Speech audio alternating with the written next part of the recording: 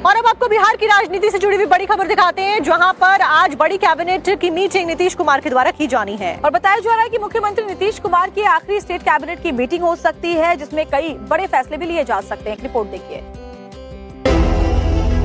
JDU के राष्ट्रीय अध्यक्ष और बिहार के सीएम नीतीश कुमार 16 मार्च को राज्यसभा सदस्य निर्वाचित हुए थे और संभवतः आज मुख्यमंत्री नीतीश आखिरी बार स्टेट कैबिनेट के साथ बैठक करने वाले हैं, क्योंकि उसके बाद वो 9 अप्रैल को पटना से दिल्ली के लिए रवाना हो जाएंगे।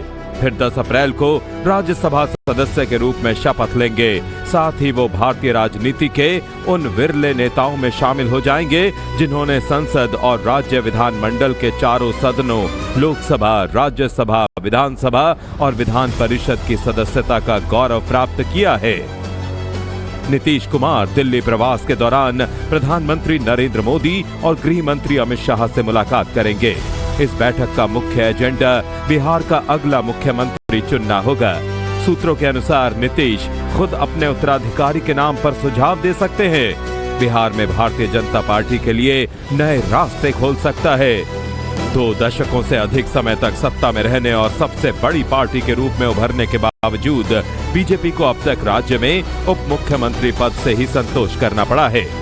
नीतीश के हटने के बाद पहली बार बीजेपी हिंदी पट्टी के इस महत्वपूर्ण राज्य बिहार में अपना मुख्यमंत्री बनाने की स्थिति में होगी।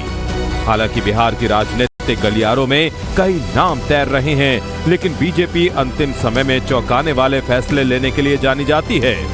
राजस्थान, मध्य प्रदेश और ओडिशा को देखते हुए ये कयास लगाए जा रहे हैं कि क्या बिहार में भी किसी अप्रत्याशित नाम की घोषणा होगी या फिर अनुभवी नेतृत्व पर ही भरोसा जताया जाएगा।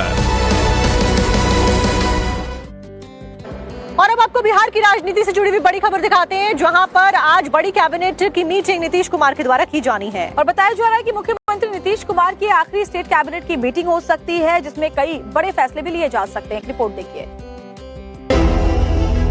जेडीयू के राष्ट्रीय अध्यक्ष और बिहार के सीएम नीतीश कुमार 16 मार्च को राज्यसभा सदस्य निर्वाचित हुए थे और संभवतः आज मुख्यमंत्री नीतीश आखिरी बार स्टेट कैबिनेट के साथ बैठक करने वाले हैं, क्योंकि उसके बाद वो 9 अप्रैल को पटना से दिल्ली के लिए रवाना हो जाएंगे।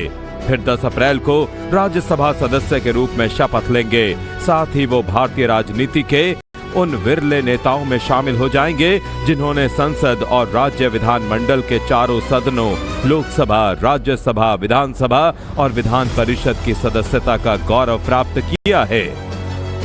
नीतीश कुमार दिल्ली प्रवास के दौरान प्रधानमंत्री नरेंद्र मोदी और गृह मंत्री अमित शाह से मुलाकात करेंगे।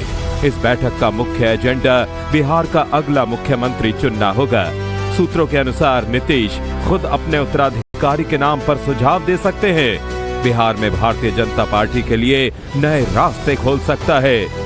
2 दशकों से अधिक समय तक सत्ता में रहने और सबसे बड़ी पार्टी के रूप में उभरने के बावजूद बीजेपी को अब तक राज्य में उप मुख्यमंत्री पद से ही संतोष करना पड़ा है।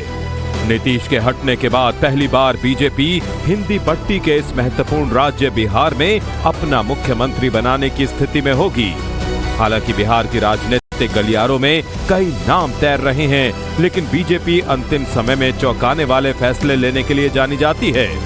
राजस्थान, मध्य प्रदेश और ओडिशा को देखते हुए ये कयास लगाए जा रहे हैं कि क्या बिहार में भी किसी अप्रत्याशित नाम की घोषणा होगी या फिर अनुभवी नेतृत्व पर ही भरोसा जताया जाएगा।